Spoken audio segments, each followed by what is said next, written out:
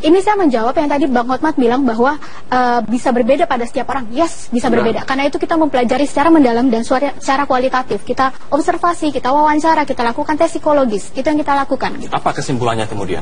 Nah, kesimpulannya kan memang satu. Kesimpulan yang kita kemarin bilang adalah ada perilaku yang tidak lazim.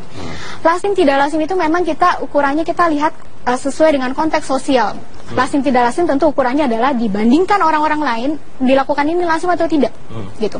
Kemudian kita lihat secara ke dalam nih, secara kepribadian, gitu. Dan daya profil kepribadian meliputi kecerdasannya seperti apa, kemudian kepribadian seperti apa, proses daya nalar berpikirnya seperti apa, dan ini kan daya nalar berpikirnya. Apakah dengan tidak lazim itu Anda berkesimpulan dia pembunuh? Saya tidak menyimpulkan demikian. Tidak bisa kan? Berarti psikolog pun tidak akan pernah bisa mengatakan dia pembunuh. Dan psikolog pun juga tidak menyimpulkan apa-apa pada waktu justru itu. Karena nanti kan hakim kan hanya mendasarkannya kepada bukti-bukti mereka. Baik. Jadi bukti apa? Dan satu lagi yang saya sangat protes di kasus ini, karena saya mengalami dua kasus besar, JIS sama kasus pembunuhan Angelin. Dalam kasus Jessica, semua psikolognya tidak qualified. Karena apa? Bukan psikolog forensik. Baik. Saya sekarang akan sementara ibu kita ini ibu bosnya klinis ya. Maksudnya Bu Rati Ibrahim, ya, psikolog klinis. Tidak berwenang memberikan. Ya. Saya akan ke Pak Made terlebih dahulu. Ini Prof Made, dalam kesaksian Anda menyatakan bahwa Jessica tewas karena sianida. Ini sudah menurut Anda firm begitu, tewas karena sianida. Tapi dari 3 kemungkinan, pembuat kopi, pengantar kopi, atau pemesan kopi, yakni Jessica, mana yang memiliki kemungkinan besar untuk menaruh sianida ke dalam kopi? Oke, dari data saya sendiri terhadap percobaan tersebut, sebelum kita melihat data CCTV, saya melihat ada 3 kemungkinan. Jadi dari desainnya itu ada 4 skenario kemungkinan yang mungkin adalah dari bahan baku, kemudian dari pembuat atau peracik kopi, yang ketiga dari yang mengantar, yang keempat dari yang pemesan.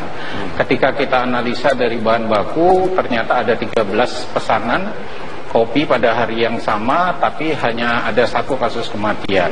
Kemudian kita kerucutkan menjadi 3 kemungkinan. Dari 3 kemungkinan tersebut, kalau dari analisis percobaan toksikologi forensik, ketiga itu masih terbuka besar dalam memungkinkan menyebabkan adanya sianida di dalam kopi tersebut. Nah, kalau di-compile atau dikomparasi dengan fakta dari yang diberikan oleh ahli digital forensik, di situ bahwa didapatkan bahwa kemungkinan pertama yaitu dari peracik tidak ada tindakan yang mencurigakan menambahkan racun. Kemudian yang kemungkinan yang kedua adalah dari pengantar kopi, si pembawa runner menuju pemesan itu pengantar kopi tidak juga ditemukan. Nah, sekarang kemungkinan yang ketiga, di situ memang CCTV juga banyak mengatakan dari ahli digital forensik bahwa ada perilaku curiga dan segala macam. Artinya dari kombinasi tersebut, saya hanya menyimpulkan yang bertanggung jawab terhadap penambahan kopi tersebut adalah pemesan. Baik, pemesan yakni berarti Jessica. Anda juga mengatakan dalam persidangan bahwa pukul 16.30 hingga pukul 16.45 ini berasal dari pada rentang waktu itu, waktu yang dimaksudkan adalah sianida ke kopi Wayan Mirna. Anda mengatakan pukul 16.30 hingga 16.45 dan itu berada di bawah penguasaan Jessica. Betul seperti itu, Pak?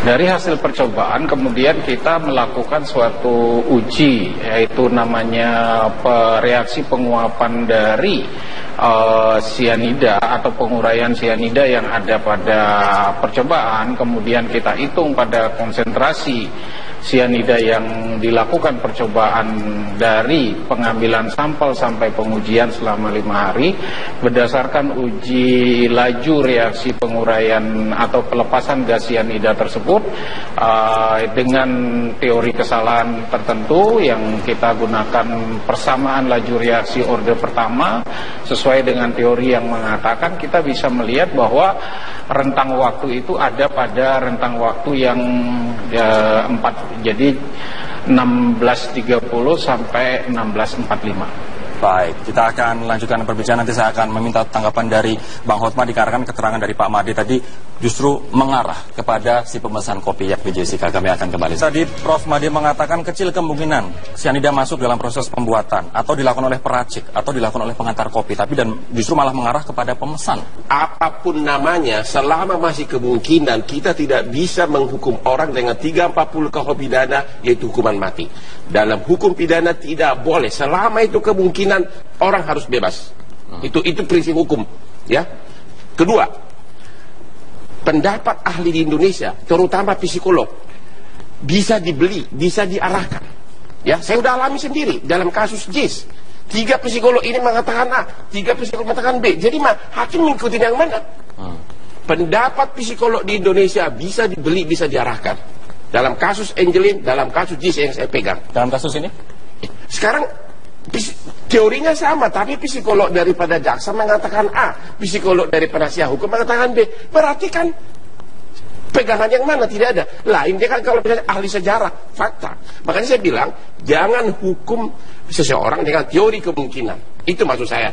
Terlepas dari apakah Jessica bersalah atau tidak. Walaupun tadi Prof. Made mengatakan di rentang waktu pukul 16.30, 16.45 teori kemungkinan. Kopi ada di bawah kekuasaan dari Jessica. Makanya teori kemungkinan. Bagaimana kalau misalnya si Mirna itu sebelum nyampai ke Plaza Indonesia 1 jam lebih ada di mobil. Siapa orang di sampingnya? Dia minum aqua kan? Pasti orang di mobil sering minum. Gimana kalau dia beracun itu dalam mobil? Teori kemungkinan. Kita konfirmasi. Mungkin tidak misalnya Prof. Made, cyanida sudah ditaruh dalam minuman di saat Mirna dalam perjalanan ke Grand Indonesia. Reaksinya seberapa cepat? Dari reaksi yang ditimbulkan tersebut, kita sudah mengatakan bahwa reaksi yang terjadi sangat cepat, bahwa jumlah cyanida yang masuk dari data yang ada di dalam kopi itu sangat besar dosisnya. Ketika diserap, kemudian ahli toksikologi dari Australia dan patologi dari Australia pun mengatakan bahwa penyerapan lewat mulut atau oral lingual itu sudah sangat memungkinkan terjadi dan memberikan reaksi yang jauh lebih cepat dibandingkan jika penyerapan yang terjadi di lambung. Artinya ini tidak mungkin cyanida masuk ke dalam tubuh Mirna pada saat dia perjalanan ke Grand Indonesia. Tidak mungkin. Tidak mungkin dari fakta yang ditampilkan atau dari fakta CCTV yang ditampilkan ketika datang. Setelah itu, setelah minum baru muncul minum kopi. Bagaimana kalau dia begitu turun di parkiran Plaza Indonesia, dia minum dulu? Berarti hanya hitungan detik. Bagaimana waktu dia nyampe di Plaza Indonesia, sebelum dia keluar mobil, dia minum dulu aqua yang di dalamnya juga sudah ada cyanida. Dari sana ke sana kan cuma hitungan menit. Habis itu dia langsung kejang-kejang. Kita tidak berasumsi, kita berbicara pada fakta bahwa di dalam kopi dilaporkan ada cyanida. Jadi kita tidak membuat asumsi kosong yang mengatakan bahwa kemungkinan itu bukan berdasarkan berdasarkan hipotesa kemungkinan tanpa dasar. Kita berdasarkan hipotesa berdasarkan faktual dan keilmuan.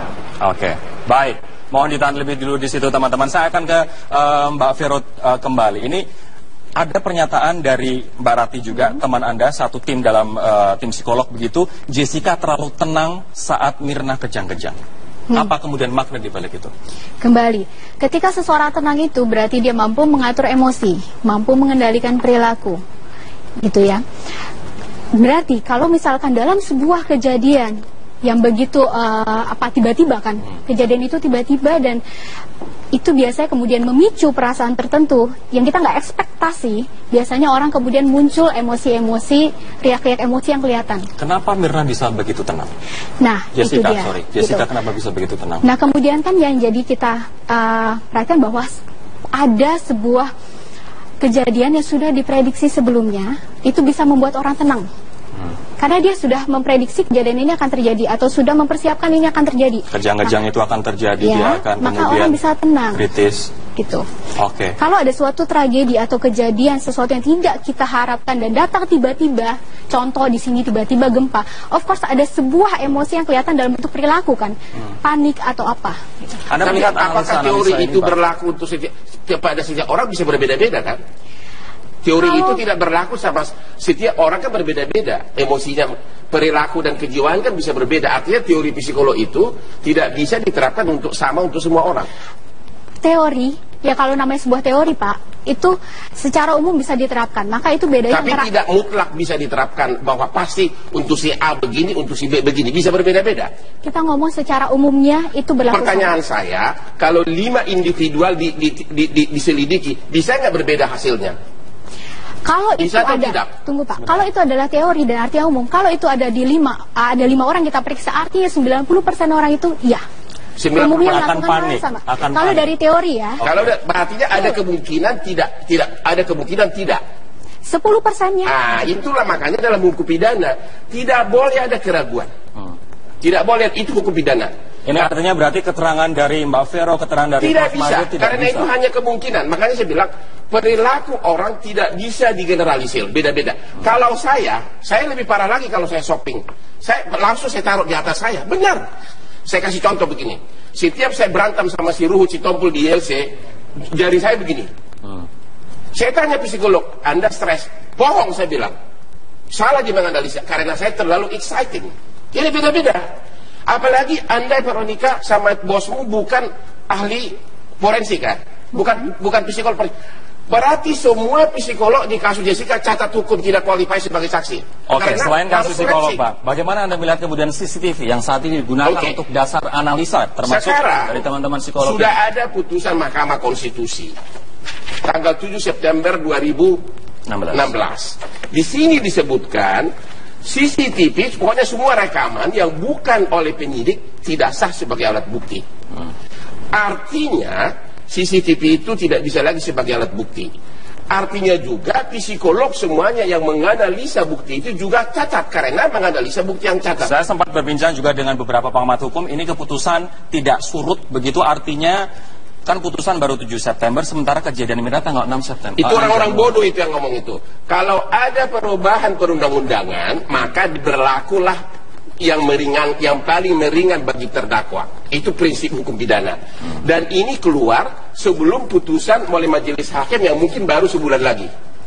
Ini kemungkinan putusan sebulan lagi karena masih harus pembelaan. Baik, okay. Nah, jadi ini dasarnya Undang-Undang Dasar 45. Baik, terakhir saya akan ke Prof. Magdir. Prof. Magdir, singkat saja apa yang kemudian menegaskan bahwa kemungkinan besar yang menaruh racun itu adalah si pemesan kopi, bukan yang lain. Singkat saja, Pak.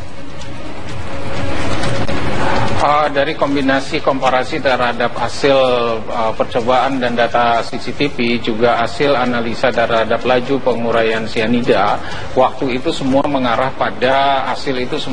pada pemesan.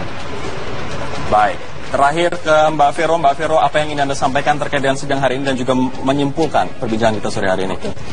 Saya ingin mengatakan bahwa sebagai psikolog, boleh dipanggil atau tidak sebagai saksi ahli itu tentu ada ketentuan hukumnya. Saya tidak tahu, tapi sebagai psikolog klinis yang kami lakukan adalah mempelajari perilaku orang tersebut, kemudian melihat bagaimana kesehatan mentalnya orang yang bersangkutan. Itu yang kita lakukan. Gitu. Oke, Pak Lukman, terakhir singkat saja, kenapa Jessica harus bebas? Karena menurut hukum positif kita tidak boleh hanya karena kemungkinan, harus kebenaran material. Psikolog sama ahli-ahli hanyalah peramal berpendidikan. Baik. Peramal berpendidikan. Oke, karena tidak selalu benar. Terima kasih teman-teman atas waktunya malam hari ini. Kita tunggu saja kelanjutan dari sidang Jessica yang ke-26 malam hari ini. Dan demikianlah perbincangan kami di Prime Time News. Pemirsa, Polda Metro Jaya enggan disalahkan atas sulitnya ditemukan barang bukti primer terkait otopsi dalam kasus kopi sianida. Polisi mengaku sudah menjalankan tugas sesuai prosedur saat mengotopsi jenazah Wayan Mirna Salihin. Wakapolda Metro Jaya Brigjen Suntana menegaskan, pada saat proses penyelidikan, polisi tidak harus melakukan otopsi secara keseluruhan terhadap jasad korban. Kadang polisi hanya mengambil sebagian sampel sesuai dengan kebutuhan penyelidikan. Beberapa saksi dalam persidangan menyatakan keraguannya terkait meninggalnya Wayan Mirna yang disebut karena sianida. Hingga kini tidak ditemukan bukti primer terkait dugaan pembunuhan Wayan Mirna Salihin. Dalam proses penyidikan, terkadang tindakan saya sampaikan tadi saya bilang, otopsi itu bisa dilakukan atau tidak. Kalau polisi menganggap bahwa otopsi itu tidak perlu dilakukan, bedah bayat, itu cukup, itu sampel kita tidak perlu lakukan. Ini kan satu teknis penyidikan yang dimiliki polisi ya. Ya, jadi polisi sudah punya ruang untuk itu, ya.